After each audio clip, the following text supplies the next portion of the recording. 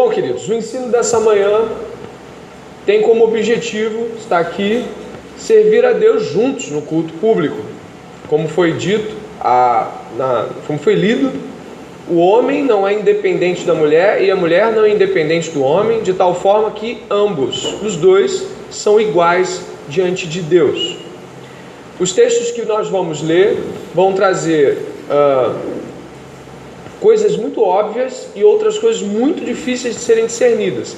Então, nós vamos estar usando o texto em grego para poder diluir essas dificuldades e tentar chegar o mais próximo possível. O livro que nós vamos usar para isso é um livro que me foi presenteado, muito bom, um livro que trata exatamente do capítulo 12 até o capítulo 14, a manifestação do Espírito de J. Carson. O livro é muito bom, muito equilibrado, tá? O Carson é muito equilibrado, em alguns momentos ele deixa muito claro, olha, não tem como bater o martelo, então ele não bate o martelo. Eu acho isso muito precioso. Ele vai chegar o mais próximo possível de certas afirmações, porque algumas das coisas das quais vamos tratar hoje, elas podem parecer estar confrontando um texto ao outro. Por isso eu peço que você tenha essa paciência em costurarmos palavra por palavra até chegarmos a um fim proveitoso. Amém? Eu gostaria de iniciar falando que a nossa estrutura de pensamento, ela começa do capítulo 7 de Coríntios. Por que do capítulo 7? Você poderia ir até lá e observar que a partir do capítulo 7, 8, a partir do 7, indo ao 8, ao 9, ao 10, adicionando-se o 11, 12, Paulo responde uma carta enviada a ele. Paulo está em Éfeso e está respondendo à igreja de Corinto. Diz assim o capítulo 7, verso 1: quanto ao que vocês, o quê? Me escreveram.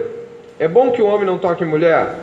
Digo que por causa da imoralidade, cada homem tem a sua esposa e cada mulher tem o seu próprio marido. Marido e esposa são palavras intercambiáveis no grego. Muitas vezes você tem que discernir pelo contexto se ele está falando de homem, ou se está falando de marido, se está falando de mulher, ou se está falando de esposa. Então, as traduções, elas nos ajudam em vários momentos, mas às vezes você tem de recorrer. Hoje não vai ser o nosso dilema não vai ser sobre se é homem ou mulher, marido ou esposa, mas a posição da mulher enquanto solteiro ou não, e a posição do homem enquanto solteiro ou não, diante do culto público. Essa é a nossa iniciativa de hoje. Portanto, a partir do capítulo 7, eu não sei se você tinha essa visão da carta, mas Paulo responde. E ele vai tratando de responder. Em alguns momentos ele faz uma incursão e diz assim, também vos elogio, ou também prescrevo. Significa que ele adiciona coisas a perguntas que não foram feitas. Então ele vai colocando e sobrepondo aspectos distintivos. Então está aí no nosso multimídia, a partir do capítulo 7, Paulo desenvolve uma série de respostas a perguntas feitas pelos coríntios em uma carta enviada a ele. Ele então vai tratar de casamento, idolatria, dons, línguas estranhas, ordem no culto, ceia, essas perspectivas comuns às perguntas da igreja. Esse é o nosso contexto. O capítulo 11, que é onde nós vamos repousar os nossos primeiros olhares, ele vai estar tratando do culto público. Paulo aponta para a posição masculina e feminina no culto público.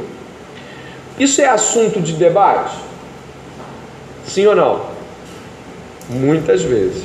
Você já deve ter visto ambas posições.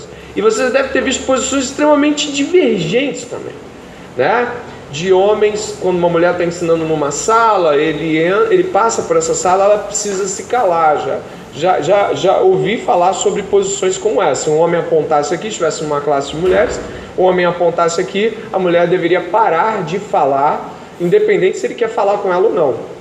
Um ponto de vista que é dado a isso. Também há outros pontos de vista que levam do ensino ao pastorado feminino, que é um outro ângulo bem agudo também nessa projeção que nós estamos tratando. O que eu gostaria de trazer aos irmãos e às irmãs, que nós vamos tratar da maneira mais equilibrada, bíblica e honesta. Então, Pode ser que em alguns momentos venha a surpreendê-lo, outros não, já era isso que eu esperava do ensino. Eu gostaria que você pudesse observar que Paulo vai traçar, a partir do próximo slide que nós vamos ver, Paulo vai traçar, um pouquinho antes, obrigado. Paulo vai traçar aqui uma perspectiva inicial, e ela não é estruturalmente de culto, mas é uma perspectiva trinitária. De que modo no culto a trindade, a autoridade trinitária se revela na igreja. A gente vai ver isso no capítulo 11, verso 3, onde está escrito: quero, porém, que saibam, você pode completar e ler comigo, que Cristo é o cabeça de todo homem, e o homem é o cabeça da mulher, e Deus é o cabeça de Cristo. Então, Cristo aqui, em termos de prestar contas, subordinação, submissão, presta contas a Deus, seu Pai. O homem, logo, a Cristo, em termos trinitários, comparando-se às mesmas perspectivas de pai com filho. E a mulher ao marido, comparando-se às mesmas perspectivas trinitárias. Vai ficar mais ou menos assim. Eu fiz um quadro para a gente poder entender. Desculpa, antes do quadro tem essa leitura aqui. Observe comigo. A autoridade masculina é uma expressão de Cristo na igreja. O homem deve ser visualmente percebido desse modo. Em Corinto, essa distinção se dava pelo uso do quê? Do véu. Mulheres e homens. E é engraçado perceber, e eu acho perceptível analisar também, que o véu não fazia das mulheres mulheres, porque nitidamente você olha uma mulher e um homem, você estava vendo a diferença. Não, ninguém estava em dúvida quem era homem ou quem era mulher. A questão não era essa. A questão era que o véu tinha um aspecto representativo, cultural, que apresentava distintamente quem estava dirigindo ou não aquela congregação. E no caso o véu ali representava a submissão feminina, a autoridade masculina. Tá claro? Continuando no mesmo ponto aqui, Paulo não decreta que precisa ser necessariamente o uso do véu. Mulheres, cabelos curtos, homens. A gente viu isso no final da fala dele aqui, no verso 16, onde ele diz que não tem o costume de que essa imposição visual seja dessa forma. Não é assim que a gente faz em todas as igrejas de Deus. Mas é importante perceber que ele não anula o aspecto criacional, o aspecto trinitário. Ele não está falando ali do aspecto trinitário, mas está falando de que modo há uma externalização dessa submissão. Então, se você puder observar o último ponto, a letra D, mas o princípio de autoridade representando os papéis trinitários não é abolido, pois é apresentado por Paulo como um princípio criacional, verso 7:12, e que expressa o quê? A imago Dei. Você viu isso aqui? A imago Dei é uma expressão latinizada para dizer a imagem de Deus. Dá uma olhada, por favor, no verso 7. Dá uma olhada no verso 7. Porque o homem não deve cobrir a cabeça, por ser ele a imagem e a glória de Deus, mas a mulher é a glória do homem. Esse é um aspecto reflexivo, ou seja, um refletindo para o outro a glória trinitária. E aí sim, eu fiz um quadro para a gente perceber essa relação, né? Deus é o cabeça de quem? De Cristo. Cristo é o cabeça do homem. E o homem é o cabeça da mulher. São aspectos trinitários representativos. Deus, a trindade, Deus se refere a Cristo enquanto o que ordena. E a mulher, do ponto de vista para o homem, também lhe é auxiliadora, tal como, por exemplo, o Espírito Santo é chamado de auxiliador. Significa que nós não estamos tratando de hierarquia, mas de que eu e você cumprimos na igreja um aspecto que denota, que explicita, que deixa claro a trindade.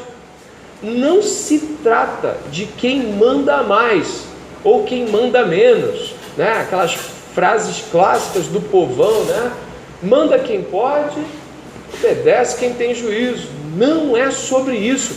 Em nenhum momento Jesus apresenta sua submissão ao Pai como um jugo de castigo, mas como uma honra de representar algo elevado.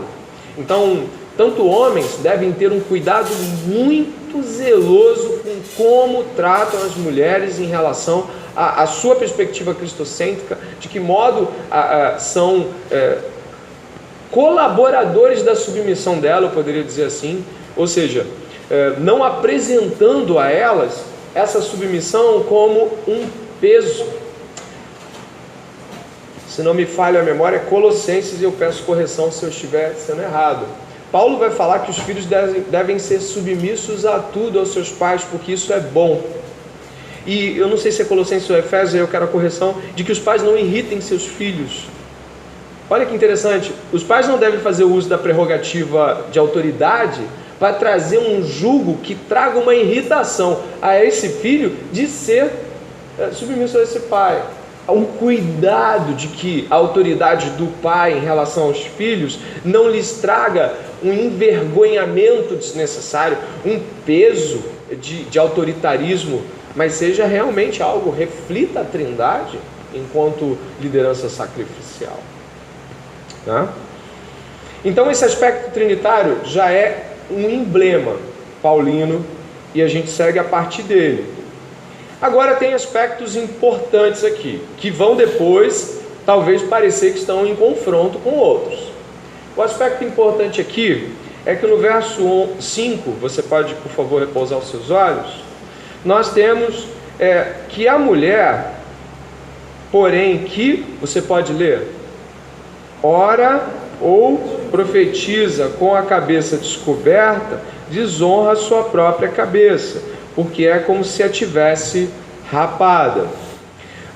Carlson vai falar que seria um abuso você dizer que aqui não está falando que uma mulher naquele momento, naquela instância, orava e profetizava, porque Carlson vai trabalhar várias vertentes nesse livro, e uma delas é de que alguns autores teólogos afirmam assim, olha, a mulher não pode orar nem profetizar, e aqui não está dizendo que ela faz isso, está dizendo que se ela fizer, aí é um abuso, né? É como se estivesse distorcendo o texto. Não, se Paulo está dando uma recomendação, é porque ela é usual, ela é funcional, ela é possível.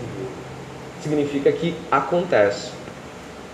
Nós podemos ir em vários textos das Escrituras onde mulheres têm recurso da palavra, mas a gente vai esperar um pouquinho mais até para tratar a palavra profetizar, que aí vai ser bom para a gente ver também. Então no verso 5 temos a margem completa para pensar numa mulher que ora e que profetiza. Eu continuo ainda aqui dizendo, porém, né, deve promover a posição de autoridade dele, evitando descredibilizá-lo, aqui tem uma barra que não condiz, em julgamentos públicos acerca de palavras proferidas no culto. Ela deve fazer isso em particular, em sua casa, e portanto devem se silenciar diante desta situação. Isso resguarda os homens que são lideranças na igreja de uma posição vexatória, já que representam a autoridade de Deus em Cristo na igreja. Isso nós vamos encontrar no capítulo 14, a qual vamos agora. Nós vamos estar entre um e o outro, indo e voltando. Então, enquanto o homem encabeça a autoridade de Cristo, autoridade e obviamente submisso a Cristo, esse homem se submete às Escrituras.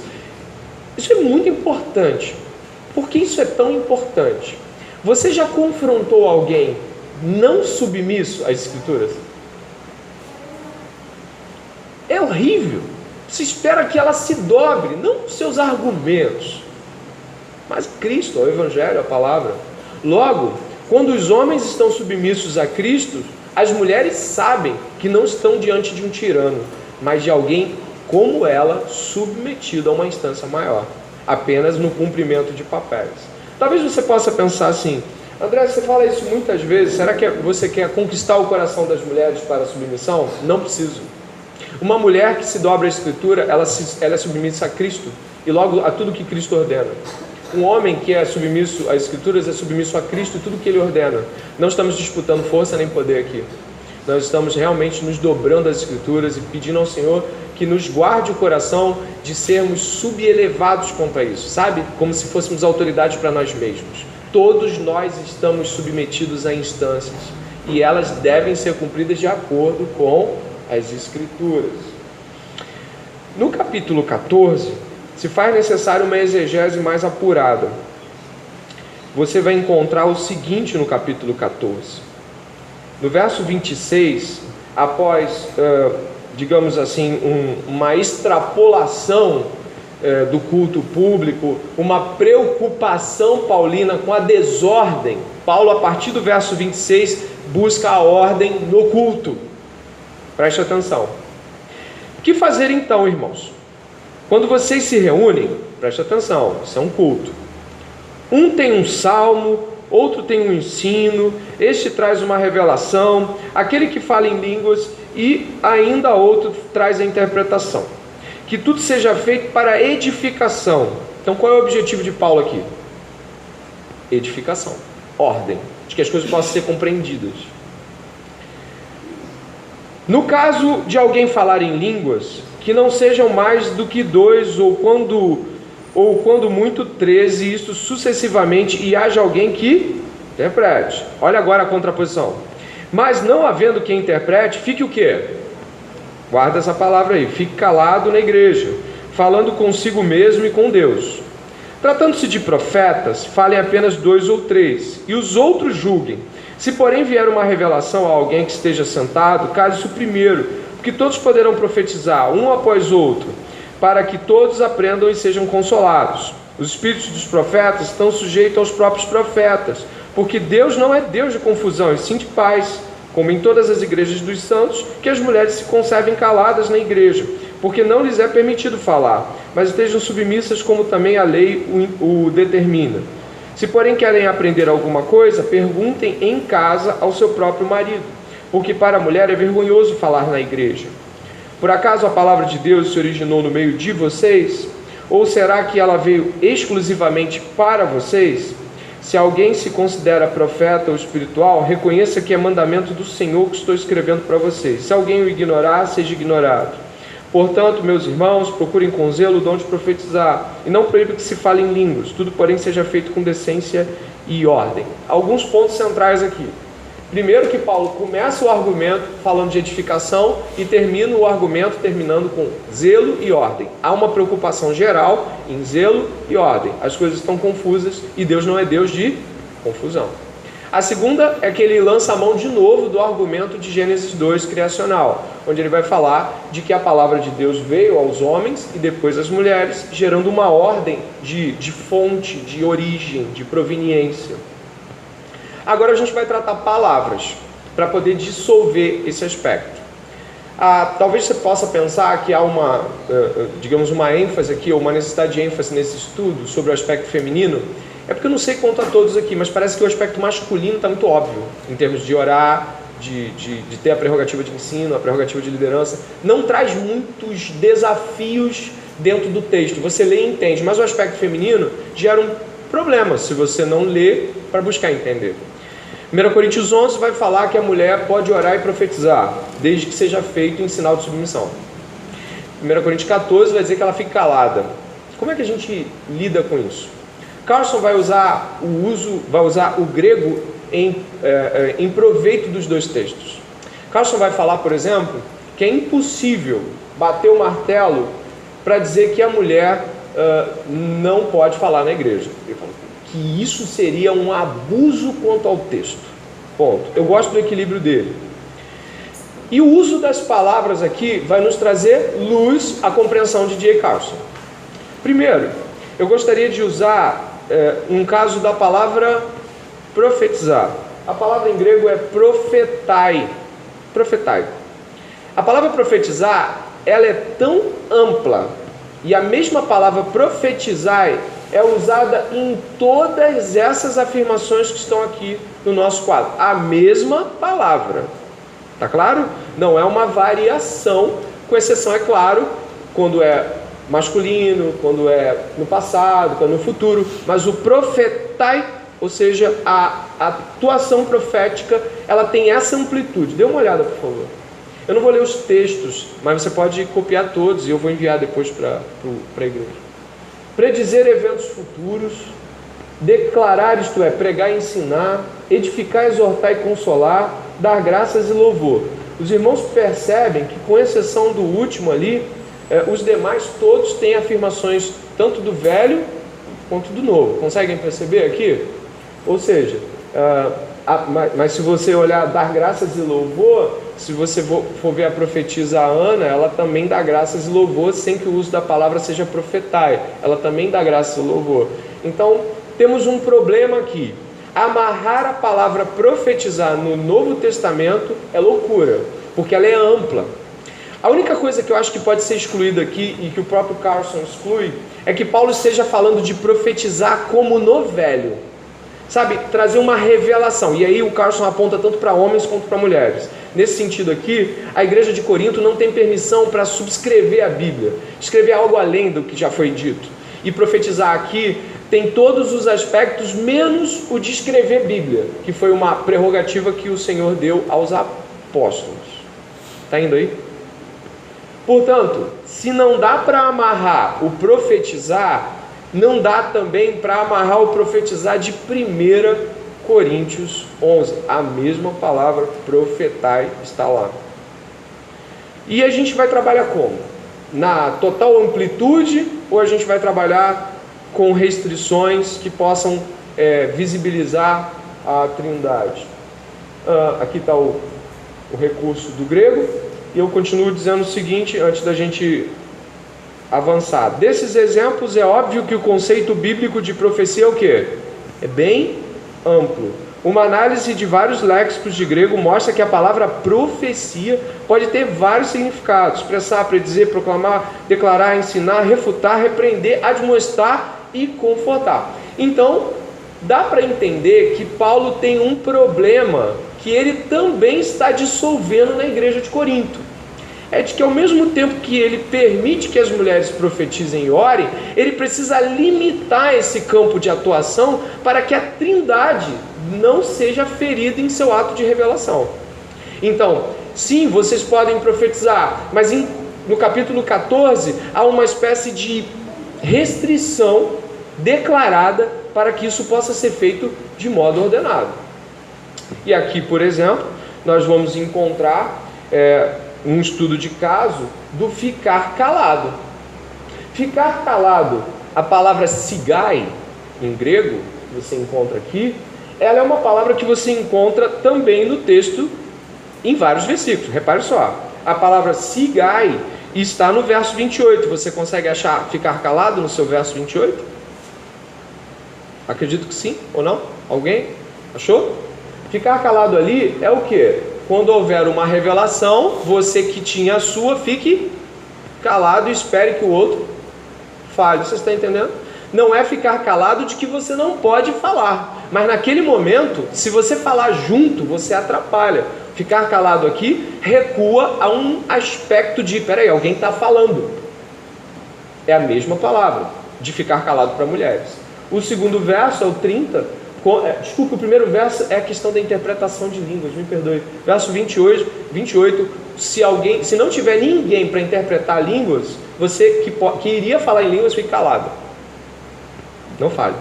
Então, não é que você não possa falar, mas você não tem intérprete, você se cale e fale consigo com Deus. No segundo momento, há uma revelação, o irmão traz uma, o outro traz outra, outro traz outra, e aí o que acontece no meio do caminho é que isso pode dar um embolo danado, um falatório na igreja, ninguém está entendendo mais nada. Então Paulo fala, olha, 2 ou 3, e o outro espere, fique calado. Ficar calado não impossibilita a tua fala, mas dá um norte para a ordem dela. E aí por fim, o verso 34 e 35 ordena que as mulheres fiquem caladas. Mas o contexto é muito importante. Elas devem ficar caladas diante da prerrogativa de julgar os que estavam profetizando. Julgar. Publicamente falar, eu não concordo, não é assim, não é amém para mim. Nesse ponto elas são recuadas para que não haja um desequilíbrio no respeito à autoridade. Isso pode ser visto em qualquer situação. No corpo militar, por exemplo, você vai ver pessoas que obviamente não vão na frente do seu capitão e vão falar assim, capitão, eu não concordo com essa ordem que o senhor deu, não. De repente ele tem até a prerrogativa, eu acredito que se esse capitão for bom de ouvido, vai ouvir o seu sargento falando sobre, olha, isso não está legal. Eu acho que a gente pode pensar diferente, o que o senhor acha? Mas na frente do batalhão, Não rola, porque isso descredibiliza. Eu acho que isso não é nem tão difícil de entender.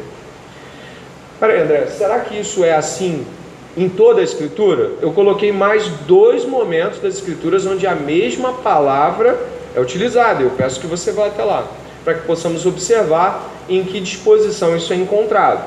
Romanos capítulo 16, verso 25. Romanos capítulo 16, verso 25. Acharam? E nós temos assim: ora, ao Deus que é poderoso para confirmar vocês segundo o meu evangelho e a pregação de Jesus Cristo, conforme a revelação do mistério que e que agora tornou-se manifesto. Qual era o mistério que Deus guardava? O evangelho completamente escancarado de Cristo Jesus. Agora, isso não significa que Deus não falava, mas é que havia uma ordem na revelação com o qual naquele momento era possível que essa ordem ficasse explícita. Nesse caso aqui, Jesus fala quando Deus ordena que Jesus fala. Jesus está liberado para se revelar ao mundo. Ele vem na plenitude dos tempos. É a mesma palavra, sigai. A gente encontra também, e aí muito claramente em Atos 15, 12, um texto bem que nos traz bastante luz em relação ao ficar calado das mulheres. Atos 15, 12 é a mesma palavra utilizada em Coríntios. Como vocês já devem ter lido, há uma controvérsia com relação a gentios, a judeus. Há uma questão aqui que está complicada. Paulo e Barnabé trazem boas novas e gentios são alcançados, e está uma confusão, as pessoas se exaltando, como assim gentios? Então Tiago pede silêncio. Tiago silenciou a multidão. 15, 12, dá uma olhada ali, ó. E toda a multidão, e toda a multidão silenciou, sigai, passando a ouvir Barnabé e Paulo, que contavam quantos sinais e prodígios Deus tinha feito por meio deles entre os gentios. Desculpe aí, Paulo e Barnabé pedindo silêncio. Eles estavam dizendo: vocês nunca vão falar? Vocês nunca vão poder falar? Não, era um momento onde havia um respeito a Paulo e Barnabé, uma consideração para que a fala deles pudesse ser ressaltada diante das demais. A palavra aqui também é sigai. Se nós formos para o ponto de mulheres não falam, a gente rompe com as escrituras. Se formos para o ponto de todos estão falando e podem falar como bem acharem, também rompemos com as escrituras. Acredito que uma posição de equilíbrio aqui seja declaradamente o fato de que homens e mulheres, exaltando a Trindade na igreja, possam ter suas responsabilidades quanto à sua fala. Que homens possam ter o equilíbrio e a sensatez de falar segundo a vontade de Deus, de tal modo que possam ser pessoas até serem questionadas, né? Tanto é que as mulheres são conclamadas a questionarem seus maridos num momento particular. Então nós precisamos estar abertos a questionamentos enquanto homens, das coisas que falamos aqui, daquilo que arguímos aqui. E as mulheres, mesmo diante de uma situação a qual discordam, elas possam se conter para que o aspecto autoritário, o aspecto da autoridade da Trindade não seja ferido, talvez por uma destemperança, uma impaciência. Isso não significa que, por exemplo, quando eu dou a margem para que você, homem, mulher, possa falar no final da escola dominical, você faça uma pergunta. Nesse caso, abro aqui a possibilidade de uma pergunta. Mas ainda assim as mulheres, quando vierem falar, e mesmo os homens entendendo a posição de respeito, também se resguardam. Não concordo, pastor. Acho que sou... Isso eu acho que é um respeito guardado de uma maneira muito enfática. Agora, eu quero que você possa perceber que existem coisas aqui que são muito salutares. A carta de 1 Timóteo é escrita para qual igreja? Éfeso. Paulo está escrevendo a carta de Corinto da onde? de Éfeso. Interessante observar que as duas proibições se encontram em pontos convergentes na mesma cidade. E a gente vai tocar em 1 Timóteo para entender um pouco isso. Mas eu gostaria que vocês pudessem considerar de que a palavra fala, não permito que a mulher fale, lê, não se trata de todo tipo de fala. E eu já peguei essa fala do próprio Augusto Nicodemos. Não é possível que lê seja todo tipo de fala, porque aí nós anularíamos 1 Coríntios capítulo 11 e ficaríamos com o mesmo livro, é no mesmo livro. Então, a gente tivesse livros diferentes, né, mas é no mesmo livro. E Paulo fala que o que ele está dizendo, ele diz a todas as igrejas. Isso nos dá um apontamento para olhar para 1 Timóteo, que é uma carta posterior a 1 Coríntios.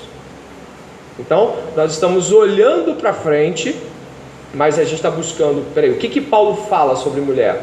Que diante de situações às quais venham a colocar os homens em xeque em suas autoridades e prerrogativas de ensino e de liderança, elas retenham isso e que procurem fazê-lo em particular, como por exemplo, Áquila e Priscila o fizeram com Apolo. Os irmãos estão acompanhando, que a gente está estudando paulatinamente. Vamos lá. Eu quero entrar no caso de 1 Timóteo. Por favor, 1 Timóteo, capítulo 2, verso 11 e 12.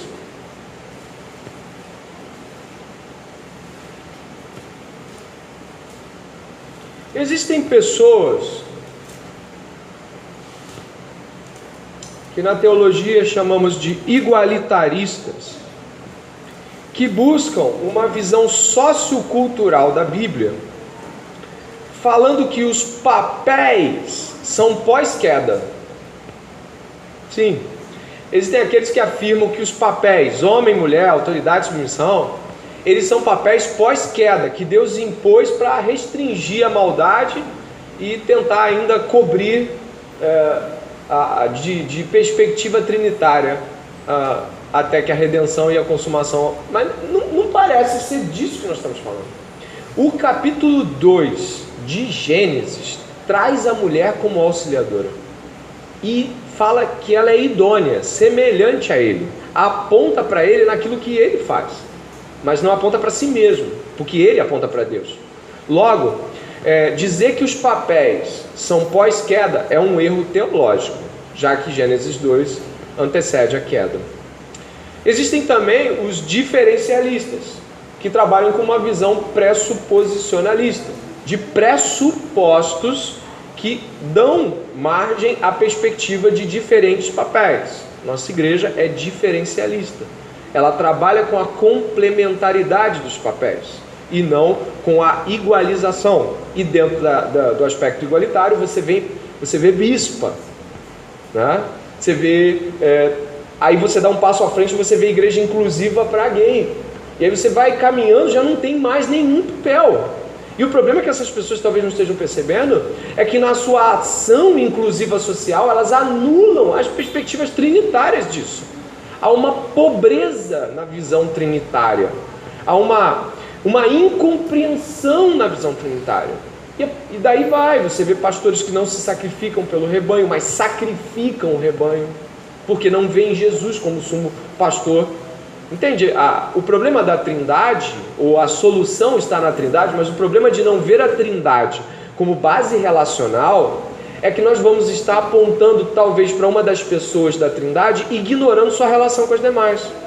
Então você tem igrejas que dão forte ênfase ao Espírito Santo, e parece que o Espírito Santo não segue a Bíblia. O Espírito Santo que inspirou a Bíblia rasga ela, e tudo passa a ser uma ação permitida. O Espírito Santo dá margem a tudo, aquele Espírito Santo que eles criaram. Você também tem pessoas que eu conheço que são bem veterotestamentárias e olhando para Deus como Pai, olham como Ele com medo. A gente tem medo de Deus, a gente não consegue pensar em Deus como Pai. Mas por que as pessoas não conseguem pensar em Deus como Pai? Porque nunca olhou Jesus como Filho. Então a ausência de uma compreensão trinitária revela uma baita distorção geral. Nós não somos igualitaristas. Nós não cremos que a sociedade diz qual vai ser o papel mediante sua visão cultural. E eu separei vários textos aqui, da qual você pode depois tirar uma foto no meu caderno e ver os papéis femininos e masculinos fazendo essa dança trinitária, né? Pericorés. Mas onde a gente entra aqui? Existe um problema em Éfeso. Alguns falam, não existe tal heresia em Éfeso. Éfeso tem um problema. E se não é um problema feminino, no sentido de que há mulheres se sublevando, pelo menos é um problema com doutrina. Se nós pudermos analisar, olha quantos textos em Timóteo, na primeira carta de Paulo ao seu discípulo Timóteo, eu queria que você pudesse olhar com um certo grau de rapidez, mas olhar e ver do que eu estou falando contigo.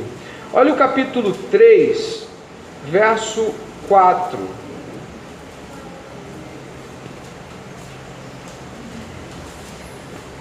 Capítulo 3, verso 4. Olha o que diz o capítulo 3, verso 4. Que o presbítero, ele deve o quê? Governar bem a própria casa, criando os filhos sob disciplina, que aqui é um aspecto ligado à própria didática de ensino. Disciplina, com todo respeito. Olha o 4, 7. Em uma exortação a Timóteo, Paulo fala, mas rejeite o quê? As fábulas profanas e de velhas caducas. Caduca aqui não tem um aspecto de respeitoso, mas um aspecto que aponta para algo que caducou, algo que não tem valia, não tem validade na perspectiva atual. Caducou é uma expressão usada também em outros modos e esferas de atuação. Olha a problemática. Governe bem a sua casa. Se você não souber governar a casa, se você não for autoridade sobre a sua casa, você não vai conseguir ser autoridade sobre a igreja. Você não vai conseguir atuar. Depois vai falar assim, cuidado com as velhas que contam fábulas. Fábulas aqui não tem a ideia de deixa eu te contar uma história para te entreter. Essas fábulas estão entrando no ensino, elas estão entrando na mente das pessoas, estão se tornando estão se tornando didáticas, compreendidas como ensino. Então rejeite isso, faça isso publicamente. O capítulo 4, verso 11, vai dizer, ordene estas coisas e ensine-as, e ninguém despreze, verso 12, por você ser jovem. Paulo tem uma outra problemática com Timóteo aqui. Timóteo está em uma situação onde ele é mais jovem que as pessoas, ele é mais jovem que as anciãs, ele é mais jovem que os anciãos. Isso ele vai dizer, por exemplo, ele tem esse cuidado. Olha o capítulo 5, verso 1. Não repreenda um homem mais velho, pelo contrário, exorte-o como você faria com seu pai. Existem tensões. Quais são as tensões? Um presbítero jovem, que talvez não seja creditado a ele, ele não tem doutrina, é muito jovem, não tem como ensinar para a gente.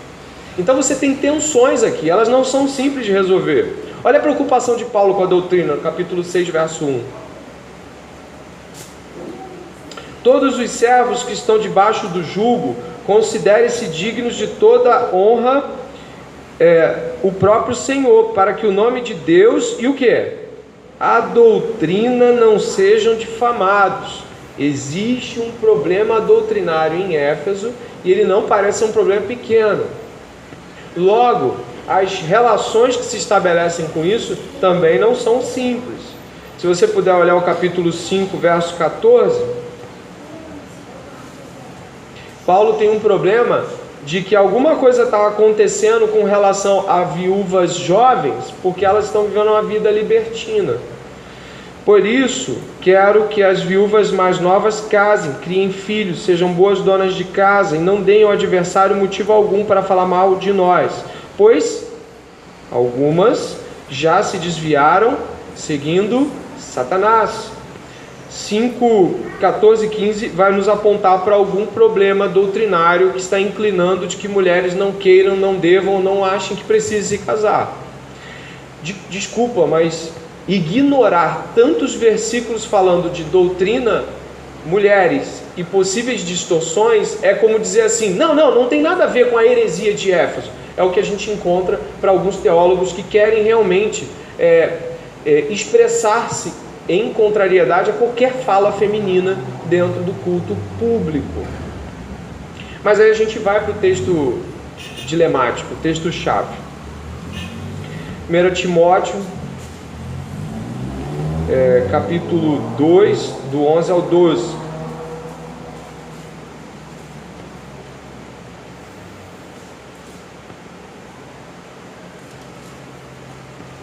Bem? O 2 do 11 ao 12. Na verdade eu chego começando do 8. Quero, pois, que os homens orem em todos os lugares, levantando mãos santas, sem ira e sem animosidade. Sem ira e sem o quê? Essa palavra é importante para entender o texto. Da mesma forma que as mulheres em trajes decentes se enfeitem com modéstia e bom senso, não com tranças no cabelo, ouro, pérolas ou roupas caras, porém com boas obras, como convém às mulheres que professam ser piedosas. A mulher aprenda em silêncio, com toda a submissão. E não permito que a mulher ensine, nem que exerça autoridade sobre o homem. Esteja, porém, em silêncio, porque primeiro foi formado Adão e depois Eva. E Adão não foi iludido, mas a mulher, sendo enganada, caiu em transgressão. Olha que interessante. Vai falar que Eva foi iludida pelo ensino de Satanás, né? E que iludiu seu marido, que ouviu ela e deu crédito a ela mais do que a Deus.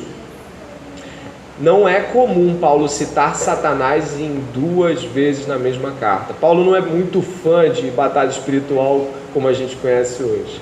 Mas Satanás é citado aqui e é citado no verso 5:15, e o adversário aqui parece estar movendo aspectos nas relações da igreja que não são aspectos apenas das oposições comuns, mas de um falso ensino.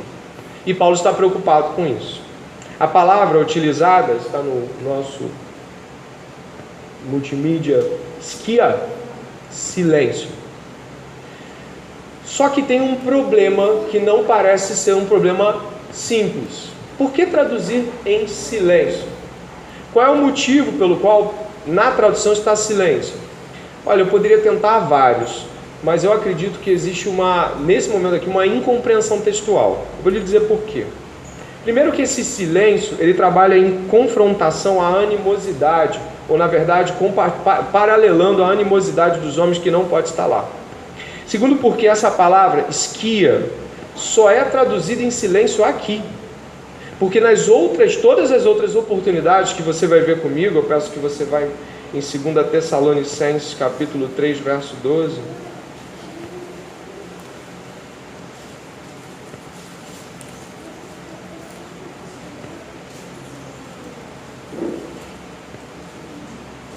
Segunda Tessalonicenses, capítulo 3, verso 12, vai dizer assim, você deve ter achado já. A essas pessoas determinamos e exortamos no Senhor que, trabalhando tranquilamente, comam o seu próprio pão. Dá uma olhada no verso 11 e depois eu leio. Enquanto você estiver lendo o verso 11, você está pensando no que eu estou pensando talvez.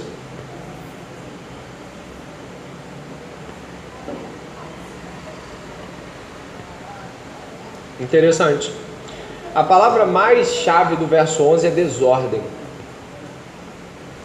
que é uma palavra que muito se assemelha à perspectiva do capítulo 14 de Coríntios. Há uma desordem e é necessário que haja uma tranquilidade, skia, um modo pacífico. Lendo os dois fica mais fácil de entender. Pois de fato ouvimos que há entre vocês algumas pessoas que vivem de forma desordenada. Não trabalham, mas se intrometem na vida dos outros. Isso lhe parece conferir com algumas perspectivas textuais que nós vimos? Por exemplo, aquela de 1 Coríntios capítulo 14, há profecias sendo reveladas e Paulo pede que as mulheres se calem diante dessas profecias.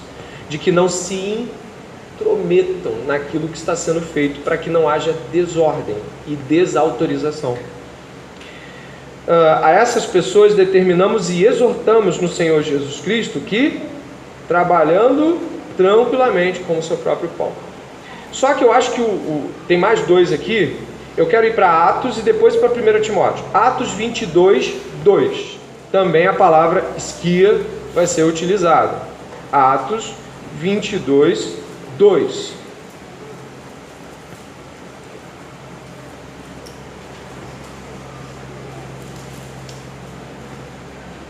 Quando o pessoal para de paginar, eu leio. Enquanto está paginando, eu estou esperando. Fora aqueles desonestos das Bíblias digitais. Vai falar assim, onde é que fica Tessalonicenses? Antes ou depois? 22, 2. Vou do 1, tá bom? Irmãos e pais, escutem agora o que eu tenho a dizer em minha defesa. Quem está falando aqui? Paulo. Está uma confusão generalizada e ele fala, quando ouviram que Paulo lhes falava em língua hebraica, esquia, guardaram silêncio. Olha que interessante e como o texto já fica diferente. A guarda de silêncio não é calha a boca, mas é faça ordem, preste respeito a essa ordem. Mas aí a gente vai para a própria carta de Timóteo, que é justo ser a última. 1 Timóteo, capítulo 2, verso 2.